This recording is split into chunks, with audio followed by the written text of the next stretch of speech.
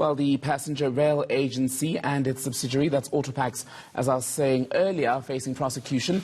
The Competition Commission has found that Prasa charges bus operators excessive fees to access Park Station in Johannesburg.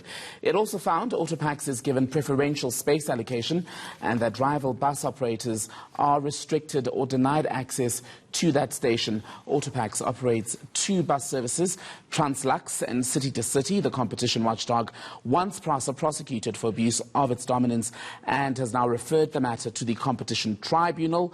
It wants an administrative penalty against Prasa and an order directing it to stop abusing its monopoly, especially at that Park Station area. Let's talk more about this then, because I'm joined by Competition Commissioner Thembi Bonakele, who's my guest tonight on Nightline. Commissioner, very good evening to you. Thank you for coming in. I want to go through some of your findings point by point, because you begin by saying that Prasa introduced, well, further down, in fact, in your media release today, you talk about the pay-on-use system, which increased the fees that are charged on these bus companies. Intercape, I think it was in 2014, where they actually had a year-on-year increase of about 460% as a result? That's correct, yes. That's for 2017. I beg your pardon. Yes, there was an old system through which buses were charged for use of the station, and there was a dramatic increase of this amount by about something in the order of 400% in the case of Intercape. The percentages were huge, and it kind of shocked most of these operators. And that change is really what triggered the complaints. This was driven by a complaint by the long-distance bus operators themselves. And all of this is going on at Park Station, which for people who have not travelled via Johannesburg is a big transportation hub. That's where you've got the local metro rail services running. You've also got the Shosholoza Mail that's travelling across the country, and the bus section where you find Intercape, Translux and the others. Why were these fees levied there specifically at such a rate? Well, it seems that Park Station is a must-have for long-distance bus operators. Remember, as you say, it's a one-stop shop for commuters who use train, who use buses and other forms of public transport. It is safe, we are told, and it is convenient. There is even shopping people do there. And it's very hard. There are bus operators that have been denied access who are operating just outside Park Station, and they have great difficulties with passengers for reasons of safety, for reasons of convenience, and so on. So it's an essential facility, and that's probably why Prasa is able to charge the kinds of fees that they charge, knowing that it's a must-have. You can't go anywhere. You can't even replicate it. There was an attempt a few years ago by some of the long-distance bus operators to try and build their own hub. But it's location-wise, cost-wise, it's just not feasible to build another Park Station. Should this have been foreseen, I suppose, from the very beginning? I mean, if Prasa is the sole owner of these multidisciplinary, if you can call it that, terminal services, that setup was always going to birth the problem we're in, I'd imagine.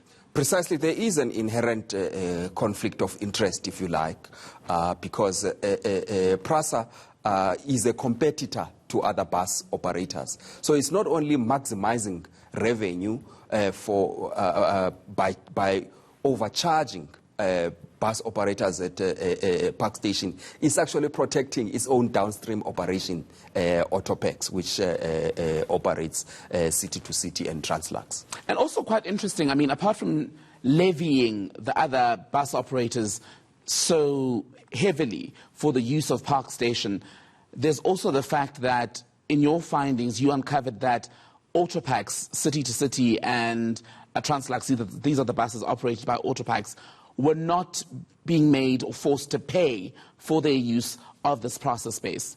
Yeah, I mean, the interesting thing is that once they increased the charges dramatically, most of the operators went into default. They were not able to pay the prices. And one of those that defaulted is their own downstream operator, Autopex. But we are finding that they are sort of treating Autopex favorably. They are threatening all others to evict them.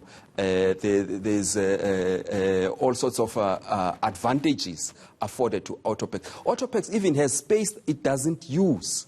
There's a lot of space allocated to it. It doesn't use. It's behind in payment, but nobody is forcing them to pay. And I imagine an issue with the extra space, for example, that space could have been allowed to another bus operator to enter this long-haul service. Correct. We have a list of bus operators who have requested access to Park Station and have been denied. Remember, even new entrants, for them to be licensed to operate long-distance bus services, they need to show that they have access to the station. So you can't even enter without that access. And yet it's the competitor that controls that entry. How has Prasa explained everything that's happened? Well, it's hard to say, which is why we have decided, because we've been investigating this for just over a year now, and we are not finding satisfactory explanations. So I think their best place to explain this conduct and the best platform to do so is the Competition Tribunal. And at the Competition Tribunal, when the matter arrives at that point, what is the process? Well, we now have served them with papers. It is then up to them to respond to us. They have a short period of time within to do that. And the normal pleading process will happen where we exchange documents, we discover documents, and then the matter will go for a hearing. I think we all know, though, that Prasa, like with many other state-owned enterprises in this country, they are broke. So if they were to be fined, for example, how would the tribunal get around such an issue, given that they barely have money to run their day-to-day business and now they're facing a possible penalty? Well, for us, what is important is that Prasa is a monopoly and it has abused its dominant position. And there can be no impunity, so we have to take action. Where they get the money is a very different question, and a question that's not relevant for me, probably more relevant for the Minister of Transport. All right. Competition Commissioner Tim Bonakele, thank you so much.